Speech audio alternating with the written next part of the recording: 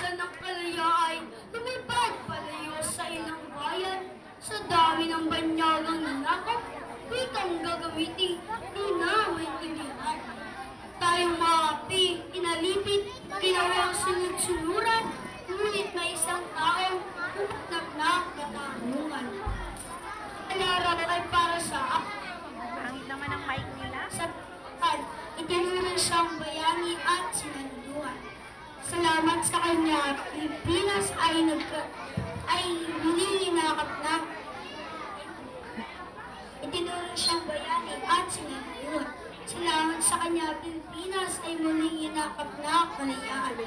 Bagamat bansay, hindi niya personal na pinamahalakan. Malayo man siya ay hangad niya ang kapakanan ng bansang sinilangan. Siya ang ugat ng muling pagkakabuklad-buklad ng lahing kinagisnan. Dahil sa kanya, Pilipinas ay nagkaroon ng pagkakakilanlan. Gumawa siya ng ubang upang wikang pambansa ay pasinayaan. Hinamon pa ito sa dialekto ng kapuluan upang sa salita maging isa ang mamamayan. Manuel, esenten ng kalan, tinanghal na dakila dahil sa kanyang ipinaglaban. Tahimik at makatarong ang magbak, tungo sa likay matagal na nais makagan.